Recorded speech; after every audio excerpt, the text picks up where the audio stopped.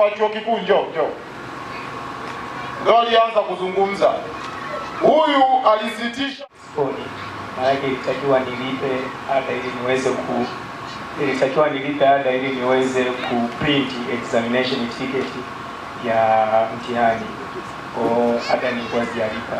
Kwa hiyo nikafeli kufanya ile mtihani mwaka wa 3 semester ya 5, maana ni semester ya kwanza ya mwaka wa 3. Kwa hiyo ikabidi postpone masomo kuja kutafuta ada kwa pale mzazi wangu alisema kama amefariki. Kwa nimebaki na mzazi wa kike maskini, diwani mwenyewe ni shahidi. Kwa mpaka sasa hivi nategemea kilimo. Miaka inafeli, tunalima lakini ndio hivyo. Kwa yaani kifupi tu nimefeli kwa sababu ya pesa yangu. Sawa, hukuwahi kupata mkopo wote hata kidogo? Jibu tu haraka hivi.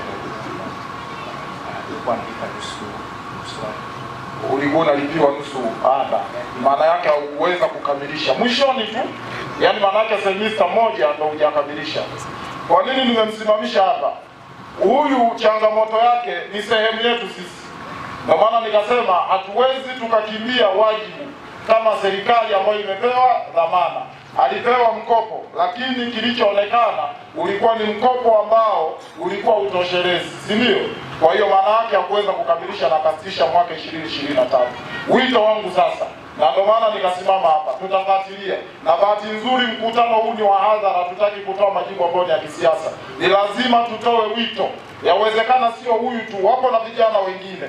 Huko zipo taasisi, mfano TAHLISO nimekuwa nikiona sana, kuna kijana mmoja ambaye anaitwa yule kiongozi wao, anazunguka sana na mara nyingi anafanya shughuli za chama sana. Kumbe huku kwenye TAHLISO sasa kuna kazi nyingine ya kufanya.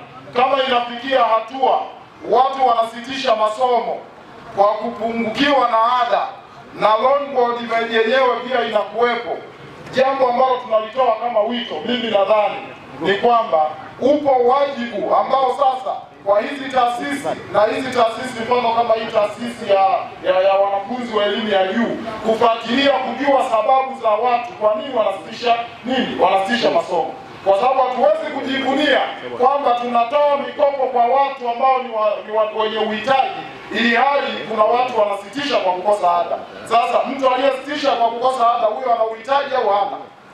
Kwa hiyo maana yake ni lazima tujue kama kuna pahala ambapo hapajakaa sawa. Sisi tunatoa wito na tunaishauri serikali kwamba hizi changamoto, hawa wakija huku hajamaliza masomo yake, yawezekana ilikuwa ni nguvu kazi kwenye kesho ya taifa hili nzuri sana kama angemaliza masomo yake. Kwa hiyo kwenye vitengo husika ikiwemo loan board, TAHLISO, huyu nimesema tu kwa nia njema, mtu asinifikirie tofauti. Kijana anafanya kazi za chama sana kuliko hata za taasisi yake ya elimu ya wanafunzi wa elimu ya juu. Hilo tunalisema kwa uwazi.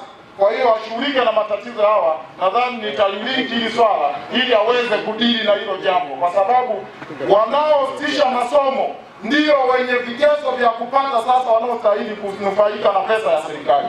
Kama kuna sehemu watu wanapewa pesa ambayo haitoshi, yani na familia yao pia haiwezi kukamilisha malipo ya pesa inayobakia, basi tuone kwamba ni bora tukampa mtu milioni 1.5 ambayo ni furu ada yake ili asome mpaka amalize, kuliko kuwa tunampa 400,000 kwa mwaka tukawapa wote ili hali wengine hawawezi hata kuikamilishia ile milioni 1.1 nyingine.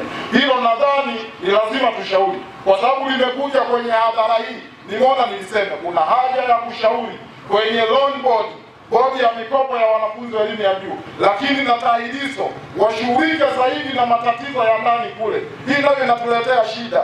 Wanafunzi wa vyuo vikuu wanakuja huku wamewaka kwa sababu kuna vijana ambao hatuwezi kuzuia mapenzi ya chama chao ndani ya taifa hili kwa nafasi walizopo nazo kule, ila muda mwingi wanafanya kazi za jumuiya kuliko za taasisi zile ambazo hazihusiani na itikadi.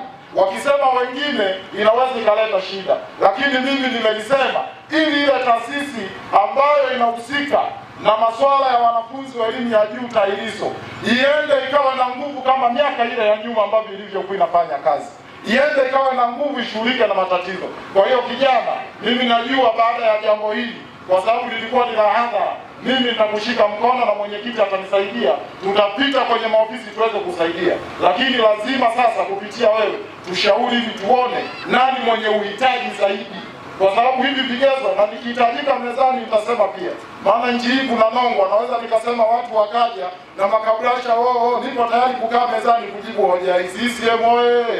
Ndio kazi yetu sisi vijana wa Chama cha Mapinduzi, kwa sababu tumeshashinda, tumeshapewa dhamana. Sasa hivi ni kushughulika na matatizo ya watu, sio kuyaficha.